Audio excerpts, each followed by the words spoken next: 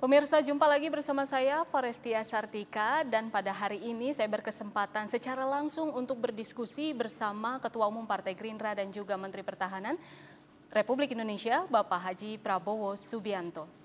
Apa kabar Bapak? Alhamdulillah sehat, alhamdulillah. Kegiatannya apa aja di tengah COVID saat ini, Pak?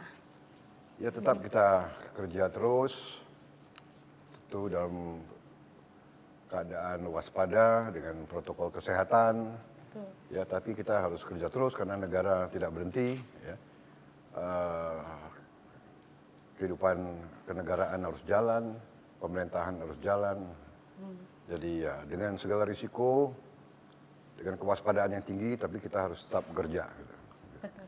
Kegiatan apa saja sih Pak sehari-hari yang biasanya dilakukan pada saat pandemi saat ini, Pak?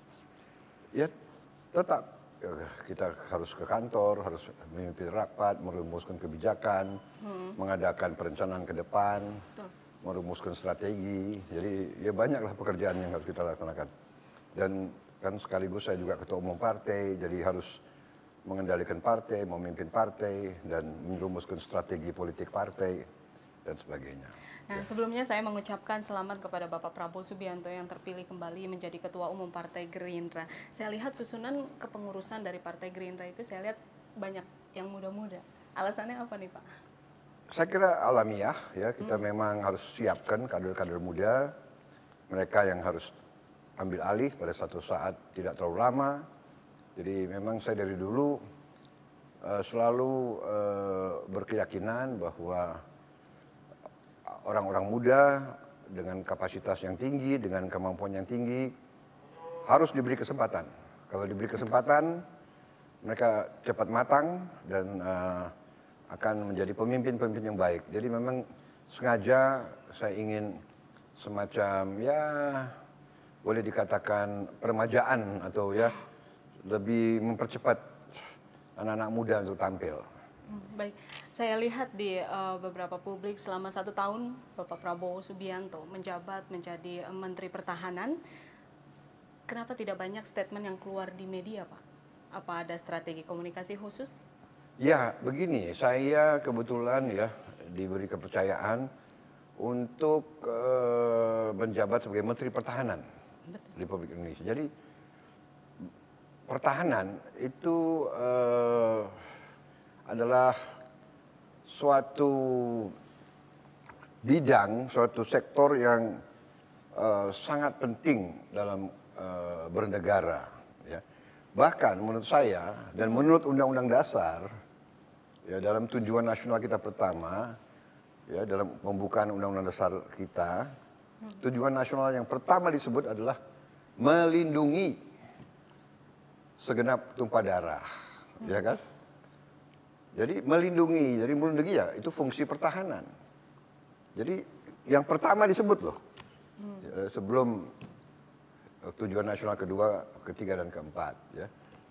Jadi ini artinya apa? Memang negara didirikan pertama untuk melindungi rakyatnya.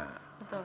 Ya, rakyatnya dilindungi berarti wilayahnya harus dilindungi.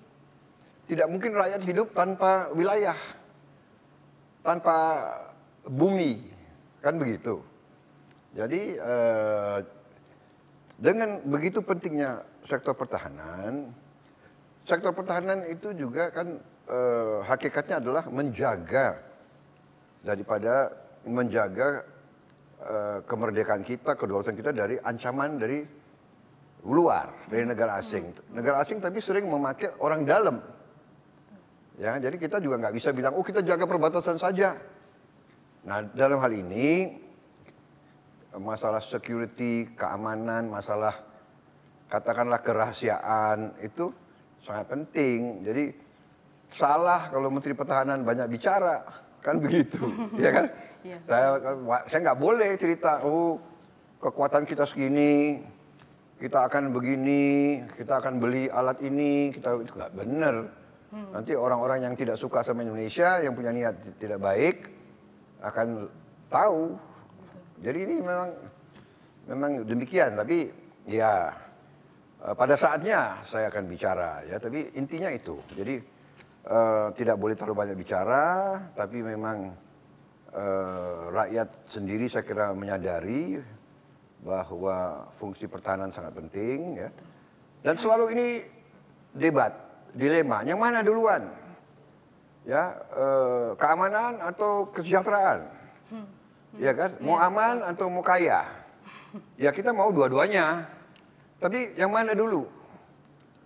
Coba pikirkan, kalau kita mau kaya tapi nggak aman, ya kekayaan kita diambil, kan begitu. Untuk apa kita bangun, tapi tidak aman negara?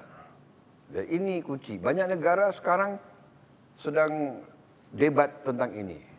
Yang mana duluan? Menurut saya justru kita harus seimbang. Tapi yang pertama, ya ini banyak negara loh di seluruh dunia bahwa masalah keamanan syarat untuk kesejahteraan. Kalau tidak aman nggak mungkin sejahtera. Sampai kita lihat negara Amerika Serikat, negara yang katakanlah saat ini dianggap terkuat, dan memang terkuat, anggaran pertahanannya itu adalah untuk banyak waktu 60% dari seluruh APBN mereka untuk pertahanan. Ya, sekarang turun 50%, sekitar 50% dari seluruh APBN Amerika untuk pertahanan. Bayangkan, ya, kalau Singapura, kalau tidak salah sepertiga. Negara yang hanya, ya negara itu kan sebesar Bogor sebetulnya kan, ya kan? Jumlah penduduknya 5 juta orang, tapi mereka menilai kemerdekaan mereka, kedaulatan mereka sangat penting sehingga 30% anggaran APBN-nya 30% untuk pertahanan. Ya. Kemudian dari produk nasional, produk GDP yang disebut orang, produk domestik bruto, ya, totalitas itu, mereka sudah, Singapura saja 3% dari GDP mereka. Kalau kita nggak sampai 1%. Ya, ini yang saya ingin taruh dalam konteks, ya. Yang mana duluan, security or prosperity? Menurut banyak orang, untuk apa you prosperity, you bangun, nanti ini dicuri orang. Ya kan? Nanti ada pulau kita dicaplok. Nanti ada lautan kita dicaplok. Kenapa? Di sekitar pulau itu banyak minyak, banyak gas. Di lautan itu banyak minyak. Ini kan dibutuhkan untuk kesejahteraan rakyat. Betul. Ya, jadi ini kadang-kadang sangat sulit karena banyak orang-orang pintar di Indonesia. Waduh, untuk apa pertahanan? Ya kan? Pertahanan ini syarat untuk kesejahteraan. Ya. Rakyat butuh kesejahteraan, tapi rakyat juga harus butuh keamanan. Selama ini menjadi kesulitan Bapak menjadi Menteri Pertahanan itu apa, Pak? Saya kira kesulitan, tantangan itu pasti ada. Ya, memang di Indonesia ini ada budaya yang saya lihat, ya ini sudah nggak tahu dari mana menaul, terutama para birokrasi, ya dah. Kita butuh birokrasi yang baik, kita butuh birokrat. Tapi ada juga sementara saya lihat yang sudah menjadi pameo ya. Kalau di Indonesia ini, apalagi di banyak birokrasi, kalau bisa dibikin susah, kenapa dibikin gampang? Gitu. Ya kan? Kenapa kalau bisa dibikin rumit, kenapa dibikin sederhana? Ya, tapi presiden marah-marah gitu loh, ya kan? Ya kadang-kadang susah itu. Kalau Anda tanya kesulitan, ya menghadapi mental-mental semacam ini, ya kan? Jadi di depan siapa, di belakang, ya kan? Nanti Anda cari alasan, pandai-pandai itu banyak ya, pejabat Indonesia banyak pandai mencari 200 alasan untuk mengatakan tidak, ya kan? Tidak bisa Pak, atau sulit peraturan. Menurut peraturan yang bikin peraturan kan manusia gitu loh, ya kan? Iya. Tapi ya itu, kita selalu mencari regulasi untuk membelenggu diri kita sendiri. Jadi ini kalau ditanya kesulitan, tapi ya kita sabar, kita atasi, kita lobby, kita kasih penjelasan kan gitu ya. Setiap tantangan harus dihadapi ya Pak. Iya. Lalu ke depannya tapi ya kadang-kadang ya benar-benar ya kita juga mengecewakan lah gitu ya. Ada pejabat-pejabat yang kadang-kadang tidak berpikir bangsa gitu, berpikir hanya sektornya saja dan sebagainya. Tapi Ya. sejauh ini komunikasi dengan para menteri ataupun para pejabat yang di Para sekeliling menteri Bapak, baik, saja? ya baik. Tapi juga saya kira mereka juga menghadapi gitu, ya kan. Lalu dari Kementerian Pertahanan sendiri ke depannya atau yang paling dekat sekali apa yang akan Bapak lakukan? Dari menteri? Yang paling karena kita kan diberi kepercayaan anggaran yang cukup besar ya Betul. oleh negara. Yang saya ingin tertibkan adalah untuk mitigasi kebocoran. Mitigasi. Ya, jangan sampai kebocoran itu berlanjut, apalagi melebar atau menambah. Ya, ini kadang-kadang ya itu yang fokus saya gitu. Jadi dalam pembelanjaan, pembelian alutsista, alat-alat utama, alat-alat sistem pertahanan, saya ingin harga yang terbaik, harga yang paling murah, tapi kualitas paling tinggi. Ya kan, ini selalu perjuangan saya. Jadi dan itulah yang membuat saya harus banyak keliling keluar negeri karena kita banyak tergantung teknologi masih banyak dari luar. Kita ingin kembangkan, presiden terus ingin kembangkan industri dalam negeri, ini terus kita push, tapi sementara kita masih butuh sebagian dari luar. Nah, untuk beli teknologi militer dari luar harus ada izin dari pemerintah, nggak bisa kita langsung ke pabriknya. Karena itu kita harus datang ke pemerintah, saya harus datang ke Menteri Pertahanan negara-negara itu, kulo nuwun, sowan, minta izin kan begitu. Dan kalau mereka baik sama kita, mereka memandang Indonesia bersahabat, baru kita harus bikin perjanjian, ya kan? Perjanjian kerjasama pertahanan, Defense Cooperation Agreement. Dari situ baru kita bisa negosiasi sama pabrik-pabrik.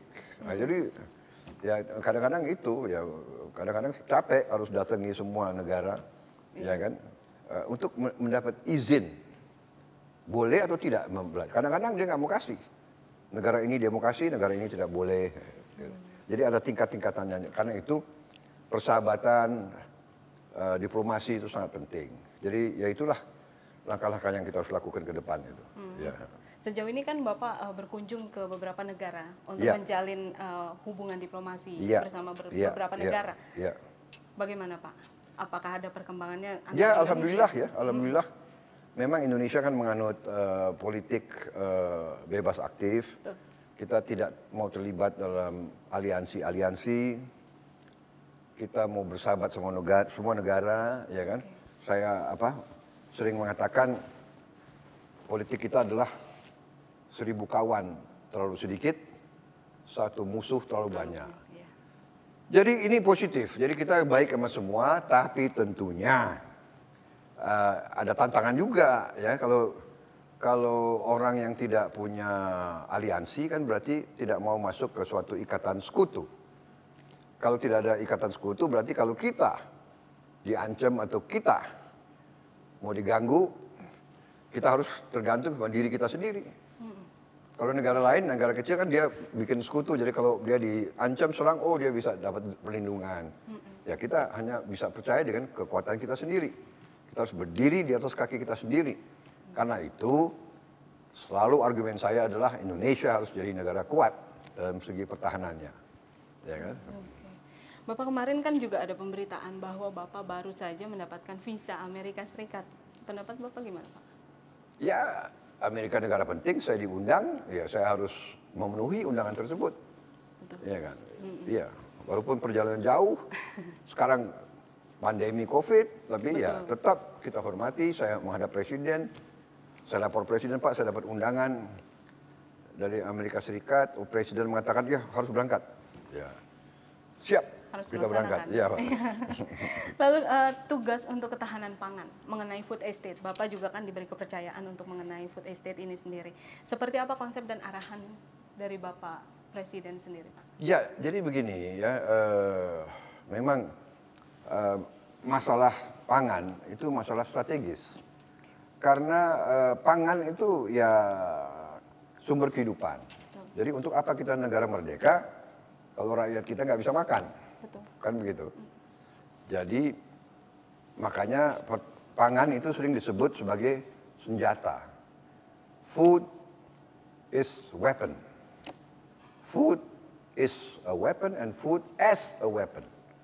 Jadi sering kalau kita mau dalam perang, sering dalam sejarah perang, kenapa ada pihak yang menang dan pihak yang kalah? Sering, selain kalah senjata, kalah taktik, kalah kepanglimaan, juga kalah makan, makanan habis.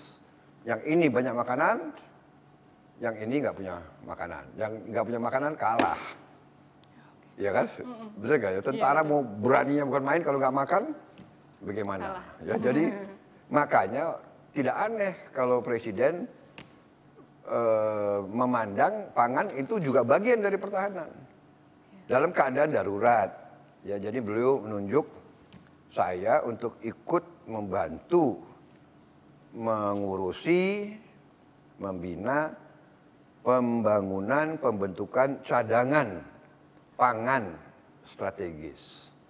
Cadangan. Jadi bukan, ya jadi salah kalau ada pandangan, oh Menteri Pertahanan mau mencampuri urusan pertanian. Tidak. Kita dukung. Jadi Menteri Pertanian, monggo silakan. Bulog silakan, kita cadangan. Jadi kalau main bola itu kan ada pemain yang main, ada pemain cadangan. Benar nggak? Jadi kalau ini repot, kita bisa backup, Ya kan, dan TNI kan selalu loyal sebagai alat negara. Jadi ya sering TNI akan turun untuk membantu, bukan untuk menggantikan. Ya. Lalu apa sih perbedaan untuk food estate di era sebelumnya dengan yang di era saat ini, Pak? Ya, saya kira sekarang ya Presiden kita sudah melihat secara keseluruhan. Beliau juga dapat katakanlah warning dari PBB, FAO bahwa tahun 21 ini cuaca mungkin tidak stabil, mungkin ada kemarau panjang, berarti bisa ada kelangkaan pangan di kawasan tertentu di Asia Tenggara. Untuk itu beliau sudah jauh ke depan ingin menyiapkan suatu cadangan pangan, dan tekniknya atau caranya adalah untuk membuat food estate, kawasan yang cukup besar supaya ada economy of scale, efisien, modern, teknologi di tempat-tempat yang sedikit penduduk, mungkin di bekas hutan-hutan yang rusak, kita rubah jadi kawasan produktif. Jadi ini saya kira arahnya itu.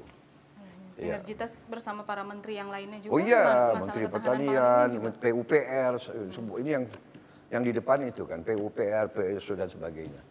Menteri LKH, ya Lingkungan Hidup dan Kehutanan, habis itu Menteri KKP, Kelautan, ini semua kita berpikir ke arah situ. Ya. Baik. Bapak, nanti kita akan lanjutkan kembali usai jeda berikut ini.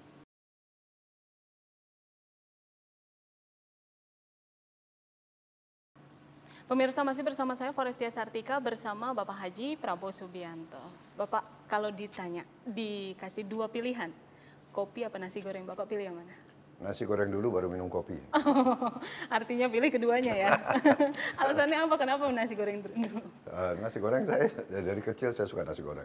Nasi goreng. Tapi saya kurangi sekarang. Saya mau ya kadang nggak terlalu sehat kalau terlalu banyak. Iya, betul sekali. Pak, kita lanjutkan kembali ya. Banyak yang beranggapan setelah masuk ke pemerintahan pada saat ini dan Bapak menjabat menjadi Menteri Pertahanan Republik Indonesia, kenapa tidak lantam lagi seperti dulu, Pak? Lantang, jadi begini, kita sebagai pemimpin, kita harus mengerti dan kita harus tahu, ya kan, peran apa di saat apa dengan cara apa, ya. Jadi itu kita harus pandai untuk memilih. Tetapi nilai-nilai tidak berubah, cita-cita tidak berubah. Ibarat, ya kan, tujuan kita mau dari Jakarta ke Surabaya.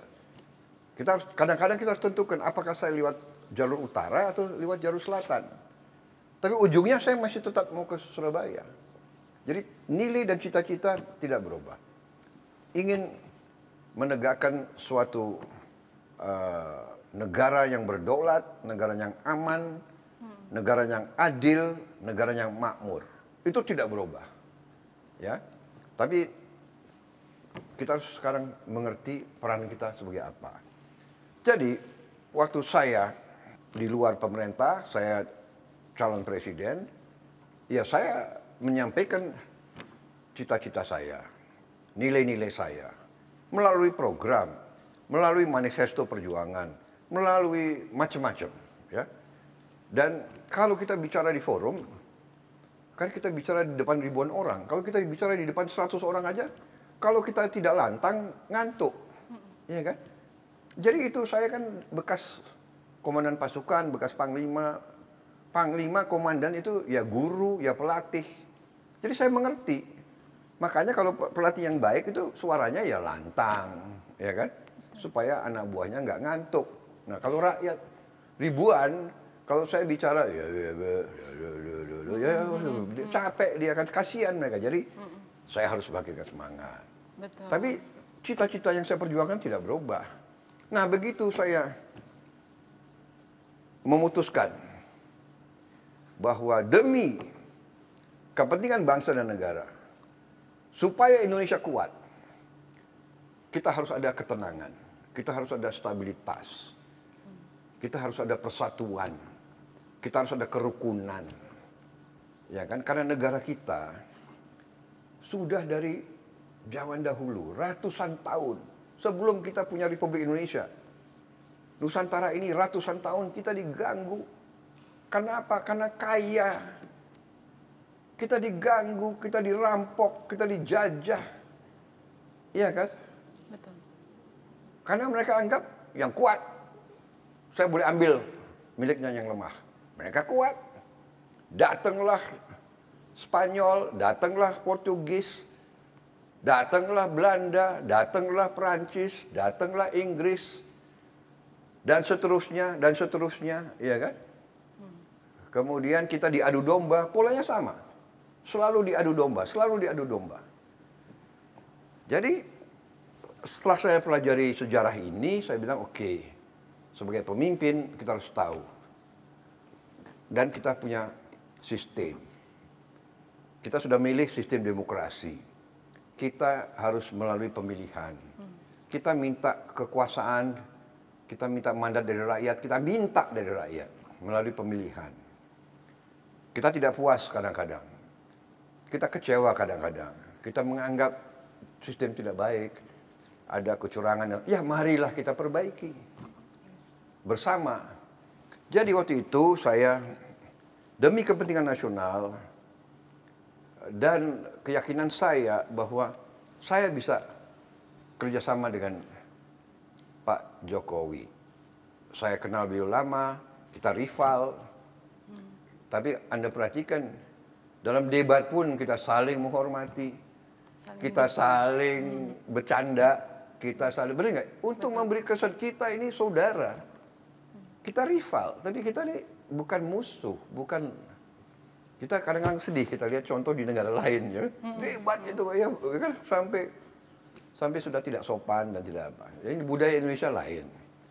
Ada beberapa rekan saya, ada beberapa pendukung saya yang sempat kecewa sama saya. Oh, kenapa Bapak kok? Ya, tapi pribadi saya ya seperti itu. Jangan kamu dikte saya. Saya memang banyak orang anggap saya keras dan sebagainya. Ya, tapi saya juga merasa bahwa pemimpin itu harus memberi citra kesejukan dari dulu saya. Ya. Nah, jadi waktu itu saya lihat dan saya putuskan, oke, kita rekonsiliasi, kita gabung dan kita kasih kesempatan Pak Jokowi untuk memimpin. Di awalnya saya sebenarnya tidak berharap jabatan apa saja, ya kan? Saya bilang saya pengen istirahat dari dulu. Dari usia muda sampai sekarang, ya kan saya belum pernah cuti, belum pernah istirahat. Tapi akhirnya demi kepentingan nasional, saya diminta masuk. Dan saya bilang oke, kalau saya masuk, saya merasa bahwa saya mengerti bidang pertahanan. Ya kan? Saya mengerti, saya paham, saya kuasai. Dan akhirnya beliau beri saya kehormatan, kepercayaan, saya menjadi Menteri Pertahanan. Dan setelah saya masuk kabinet, saya lebih lihat bagaimana beliau kerja, dan saya yakin bahwa niat beliau baik. Saya bukan sok ngolor di sini atau apa, saya yakin beliau nasionalis, beliau mikirin rakyat, ya kan? Bahwa setiap pemimpin kadang-kadang ada, kalau istilah orang barat, bubble. Ya. Setiap pemimpin itu muncul, pasti ada bubble. Ada lingkaran, yang maksudnya melindungi. Tapi kadang-kadang melindungi, kadang-kadang juga, ya budaya orang Indonesia kan begitu kan. Nggak takut memberi laporan yang sebenarnya, ya kan. Kedua juga ada juga kadang-kadang yang, menurut saya sih, suka menggiring pemimpin untuk mengambil suatu keputusan, etc. begitu loh. Saya juga merasakan di lingkungan saya kan begitu. Ada orang yang ngaku, ini petunjuk Pak Prabowo Subianto, ya kan? Ini petunjuk Ketua Umum Gerindra, padahal tidak lewat saya. Kadang-kadang ngaku, ya, dan ada juga yang umpamanya dia sok menjadi filter gitu loh. Kadang-kadang ya kan surat-surat ke saya nggak disampaikan. Undangan saya diundang kemana nggak disampaikan. Jadi pihak yang undang kan banyak kecewa. Bilang, oh Prabowo nggak menghormati saya, Prabowo nggak menghargai saya. Padahal surat undangan itu nggak sampai. Nah ini kejadian ya. Ini saya dulu Panglima, saya habis itu Ketua Umum HKTI, saya juga pemimpin perusahaan, saya juga pengusaha, saya mimpin organisasi, sering terjadi begitu. Ya nanti di perusahaan saya itu ada kubu-kubu, ini 2-3 orang jadi satu kubu, ini 2, ya ini manusia, benar nggak? Di partai ada juga, si ini, si itu, nah, nanti yang ini mau masang orangnya, yang ini mau masang orangnya, kan begitu kan, nanti ini wah itu jadi, nah, habis itu selalu, enggak ini sudah dari Pak Prabowo. Padahal enggak gitu loh, ya kan? Padahal nyatanya enggak. tidak sama Ya itu sekali. dari zaman Pak Harto begitu kan begitu. Okay. Ya, pemerintah juga gitu. Dari zaman Bung Karno begitu. Saya kira dari zaman Gajah Mada begitu. Ya kan? Nah, jadi bagaimana kita sikapi ya itu. Tapi saya yakin niat presiden baik. Saya saksi. Beliau selalu mikirin rakyat.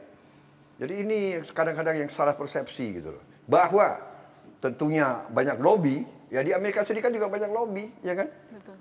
Supaya dapat dukungan presiden untuk ini, untuk itu. Ya. Jadi inilah ya kita harus bekerja. Ya. Saya kadang-kadang ya itu, tapi saya prinsip kalau saya kepala pimpinan saya dan sekarang beliau pemimpin saya di bidang pemerintahan, saya harus laporkan apa adanya, benar nggak? Ya sudah. Tapi yang kita lihat sekarang antara Bapak Jokowi, Bapak Presiden dengan Bapak Prabowo Subianto itu hubungannya sudah sangat erat. Dan lembaga survei juga berbicara mengenai Bapak Prabowo. Tanggapan Bapak seperti apa? Banyak lembaga survei yang malah justru sangat-sangat menyukai Bapak Prabowo Subianto pada saat ini yang bergabung di pemerintahan. Ya begini ya, saya ini terus terang aja ya, saya ini selama ini saya fokusnya itu saya ingin bekerja dengan baik. Itu aja. Saya ingin bekerja dengan baik. Jadi saya tuh kadang-kadang ya tidak terlalu pelajari ya survei itu. Karena survei ini juga kadang-kadang menakutkan, benar nggak? Kalau kita dikasih angka baik hari ini, besok bisa enggak, kan begitu kan? Benar nggak? Ya, benar nggak? Iya. Jadi itu juga menjadi beban ya. Kemudian begini, kalau saya terus terang aja ya. Saya bukan mau sok merendah, tapi kita ini satu tim, kabinet itu satu tim, nggak ada orang yang bisa bekerja sendiri, nggak ada. Jadi saya juga bukan sekali lagi bukan cari muka, saya terus terang aja melihat banyak di kabinet ini yang hebat-hebat, mereka profesional, mereka di bidangnya menguasai dan ya sudah gitu. Ibarat suatu orkestra, ada yang pemain apa itu? Biola ya, ada yang trompet, ada yang ya masa pemain viola dia juga mau main trompet, benar nggak? Kacau itu orkestra, benar nggak? Jadi this is a team. Jadi kadang-kadang siapa yang hari ini atau bulan ini prestasi terbaik. Wah, ini kan nggak benar. Sepak bola itu benar nggak? Iya. Sepak bola 11 orang harus kerjasama. Benar nggak? Yang nge-kick gol apa dia sendiri?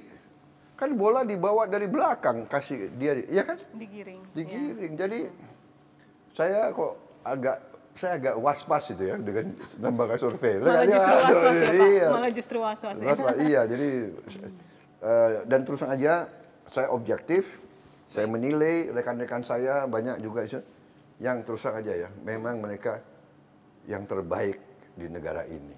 Salah satu. Jadi seandainya pun umpamanya kemarin saya yang presiden, saya lihat kok ini juga saya akan milih juga gitu untuk kabinet saya, iya kan? Betul. Because when you're already there, kamu harus berbuat untuk negara. Kamu harus berhasil, benar nggak? Untuk berhasil, kamu harus cari orang yang terbaik. Umpamanya kita bikin, saya selalu pakai analogi sepak bola, ya kan? Memang saya suka sepak bola, ya benar. Jadi kalau Anda mau tim sepak bola menang, you harus cari pemain terbaik. Siapa kiper yang terbaik cari, siapa striker. Siapa, kan begitu, you cari. Nah begitu dapat, wah menang. Masa saya mau ponaan saya, padahal dia nggak bisa main bola, benar nggak? Iya, sama itu prinsipnya. Jadi saya lihat banyak yang dipilih Pak Jokowi itu memang kalau saya jadi presiden bahkan saya juga mau milih dia juga gitu loh dari hati gitu loh. Iya kan? Kita mengulang kembali bahwa Bapak mempunyai cita-cita yang sangat besar, yaitu rakyat dan rakyat, kesejahteraan rakyat, seluruhnya untuk rakyat gitu. Kalau kita melihat kemarin, Bapak pasti melihat kejadian kemarin mengenai RUU Cipta Kerja, kemarin para buruh mahasiswa turun ke jalan. Iya. Bagaimana tanggapan Bapak? Ya, jadi saya kira begini, ya, para pemimpin buruh, mereka punya kewajiban untuk membela kepentingan buruh. Dan kita menyadari sekarang bahwa negara dalam keadaan susah, ya. Ini sekarang ini pandemi COVID-19 ini sangat berbahaya. Ini wabah dunia. Ini katakanlah menggoncangkan ekonomi dunia. Betul. PHK itu di mana-mana seluruh dunia, ya kan? Jadi saya paham bahwa buruh merasa paling terkena dan mereka korban daripada ini semua. Tapi niat pimpinan, presiden, niat pemerintah justru ingin segera mengatasi ini. Ya. Dan untuk mengatasi ini dicarilah semua upaya dan kiat untuk mengurangi hambatan-hambatan yang bisa membuat lambat kebangkitan ekonomi. Ya kan? Dengan COVID-19 ini terjadi penurunan drastis di bidang pariwisata. Betul. Iya kan? Pariwisata. Berarti berapa karyawan hotel yang terancam atau sudah PHK dan di mana-mana tuh. Kemudian perusahaan-perusahaan jasa lainnya, jasa angkutan. Kemudian permintaan juga turun. Kemudian ini semua jadi satu, bukan hanya kepada kita. Negara lain sangat parah. Tapi memang buruh itu korban. Dan kita memahami ini. Ya kan, jadi ini kadang-kadang suatu dilema, ya kan, katakanlah buah si malakama. Kita mau bantu buruh sekarang dan semua yang sulit tidak hanya buruh, ada orang yang tidak di pabrik kerja, dia kerja seharian, tukang gunting rambut. Gunting rambut. Ada tukang kaki lima, soto dan sebagainya. Ya kan, dengan COVID orang takut banyak yang nggak belanja. Mereka bagaimana seharian? Siapa yang melindungi mereka? Semua terkena. Nah, presiden itu selalu membela rakyat kecil. Jadi kalau kita lihat stimulus semua itu kan maksudnya itu. Nah, kita mengakui presiden juga marah, beberapa pejabat dan beberapa birokrat yang tadi saya singgung tidak tanggap bahwa ini keadaan darurat. Jadi mereka itu kerja mungkin as if situasi biasa, ya kan? Jadi banyak bantuan-bantuan itu kurang cepat sampai, ya kan? Jadi banyak sekarang ini yang kemarin demo itu belum baca hasil Omnibus Law itu dan banyak hoax. Banyak hoax di mana-mana, seolah ini nggak ada, itu nggak ada, dikurangi. Dan saya ingin memberi peringatan, hoax ini berarti ada yang ingin menciptakan kekacauan. Betul. Nah, ya kan? Dan saya punya suatu keyakinan ini justru berasal dari luar negeri. Ada kekuatan-kekuatan asing, ada negara-negara tertentu yang tidak pernah suka Indonesia aman dan maju. Itu. Jadi ya ini, jadi kadang-kadang tokoh-tokoh kita lihat benar, dia yakin dia benar, dan tapi dia lakukan sesuatu, dia tidak sadar sebetulnya ini permainan orang lain. Dan kita selalu, saya tadi katakan dari ratusan tahun yang lalu, selalu diadu domba. Ya kan? Undang-undang Cipta Kerja tidak hanya tentang itu, tapi beberapa, 11 kalau ya, ada 11 klaster. Ya. Ada penyederhanaan perizinan tanah. Betul. Ada juga persyaratan investasi yang juga dimudahkan, ketenaga kerjaan, nah ini. Kemudahan dan pelindungan UMKM sekarang. Jadi koperasi cukup kalau tidak salah 9 orang dan tidak perlu ada izin, hanya pemberitahuan saja. Kemudian ada kemudahan berusaha, dukungan riset, inovasi, administrasi pemerintahan juga mau disederhanakan, pengenaan sanksi, pengendalian lahan, kemudahan proyek-proyek pemerintah, dibentuk kawasan-kawasan ekonomi khusus. Jadi banyak sekali yang mau dirapikan, disederhanakan, birokrasi dipangkas supaya timbul pertumbuhan. Ya. Betul. Tanpa pertumbuhan tidak mungkin ada perbaikan kehidupan ekonomi. Dan dengan demikian kehidupan buruh akan tambah parah. Jadi memang kita saya paham kesulitan buruh. Saya dari dulu berjuang untuk buruh. Betul. Ya, Gerindra itu partai selalu membela buruh. Tanya ada semua pemimpinnya di pihak siapa kita. Dan waktu Omnibus Law ini dibahas di pemerintah, di DPR, Partai Gerindra juga yang paling keras membela kepentingan semua, buruh, tani, nelayan, dan sebagainya. Dan dengan sungguh-sungguh ada buktinya, ada rekamannya semua. Mungkin fraksi Gerindra yang paling banyak ketemu dengan tokoh-tokoh buruh dan sebagainya. Betul. Dan bisa dikatakan dari permintaan tuntutan buruh 80% sudah diakomodasi di dalam Omnibus Law ini, Undang-Undang Cipta Kerja ini. 80%. 80%. Ya, kita tidak bisa 100%. Ya, namanya politik negara. Kadang-kadang kita harus mengerti, kita ada kebutuhan ini, kebutuhan itu, ada keperluan, ya kan? Kita butuh investasi dari mana-mana. Dan kita harus tahu di zaman sekarang, di era global ini, perusahaan itu gampang dia pindah. Pabrik-pabrik sudah diasuransi. Jadi kalau mau mogok, mau dibakar, mau diduduki, si pengusaha tinggalkan aja. Pabriknya sudah diasuransi kok. Mana dia mungkin untung. Pabriknya aja disuruh bakar atau suruh apa, dia pindah. Modalnya pindah, transfer pakai digital, modalnya sudah pindah ke Vietnam, pindah ke Kamboja, pindah ke Thailand, pindah ke India, pindah ke Bangladesh. Jadi sekarang ini, saya tahu ini buah si malakama, dilema. Jadi pemimpin buruh ini dilema.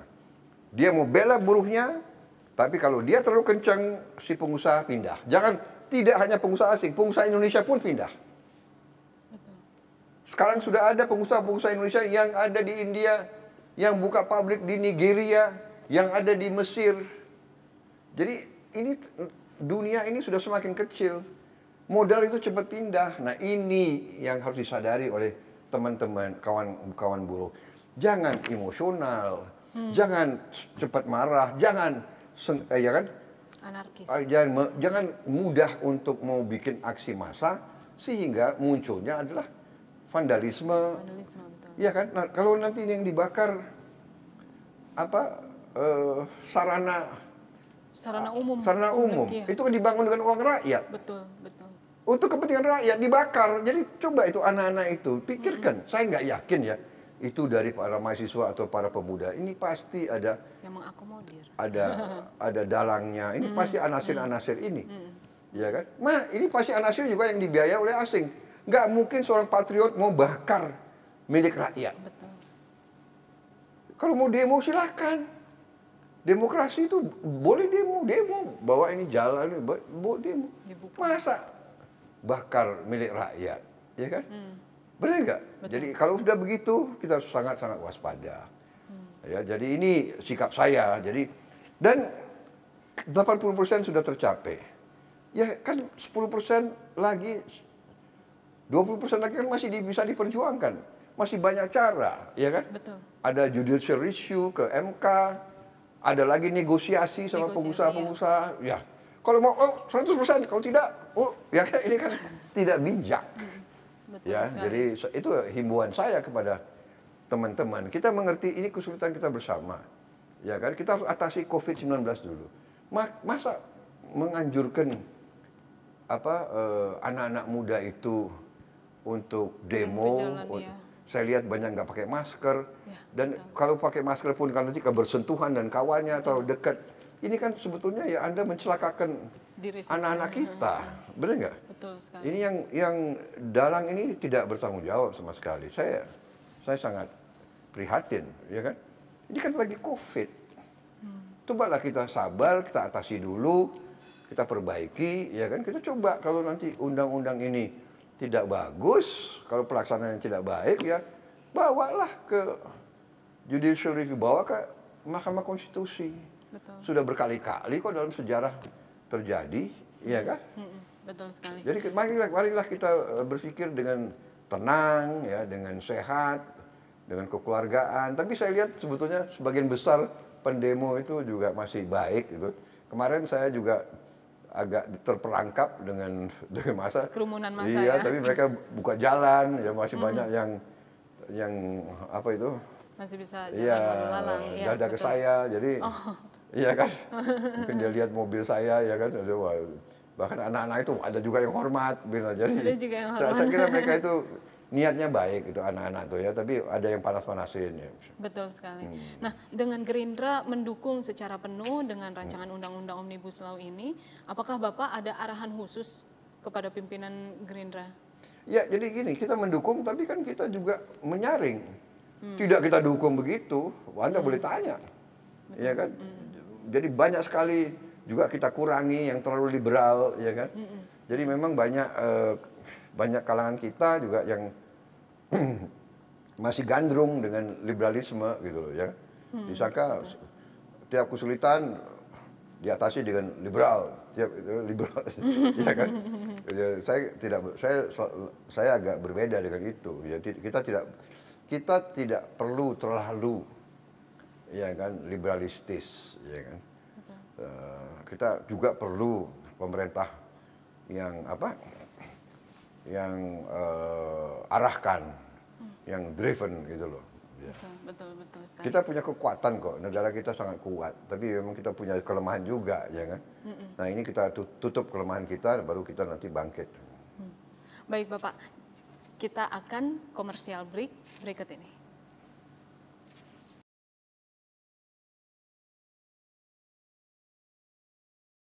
Ya pemirsa, kita masih bersama Bapak Haji Prabowo Subianto. Bapak, kita kan tadi sudah membahas mengenai rancangan undang-undang Omnibus Law Cipta Kerja yang 11 klaster tadi. Sudah jadi undang-undang sebetulnya. Sudah jadi undang-undang, iya, betul sekali.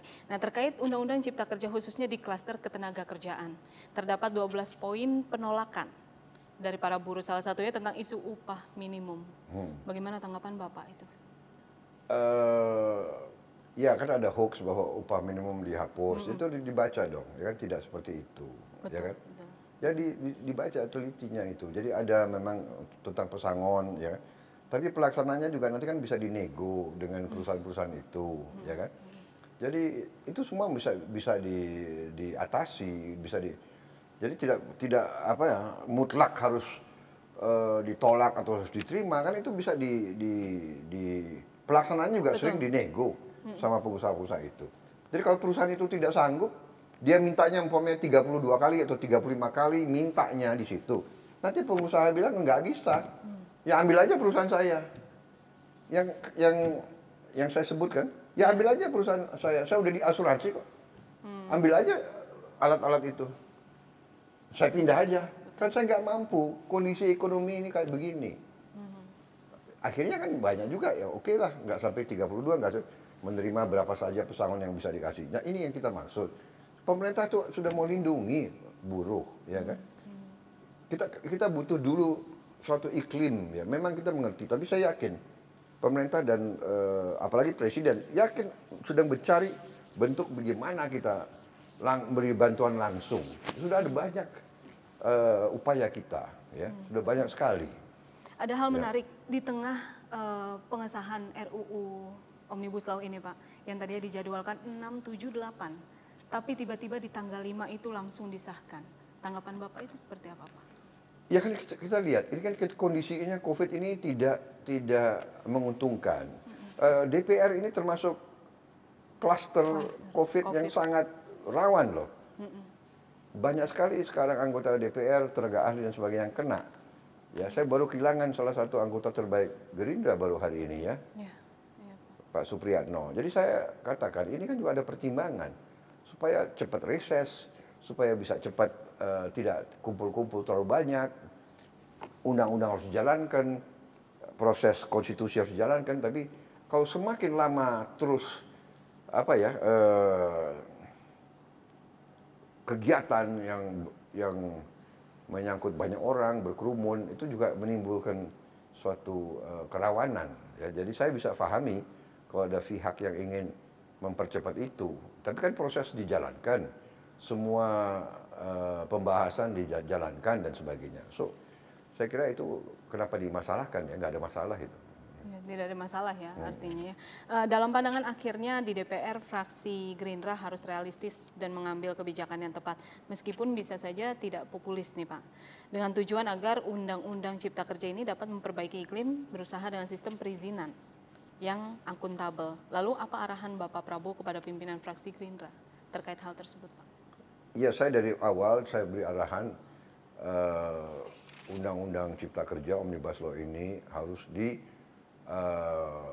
teliti pasal demi pasal, klaster demi klaster, dan kepentingan nasional, kepentingan rakyat selalu utama. Ya, jadi kita termasuk ya yang paling keras untuk menyaring ya, dan apa ya istilahnya ya menelusuri dan mengurangi pasal-pasal yang terlalu liberal terlalu. Dan ini kan namanya proses demokrasi ya.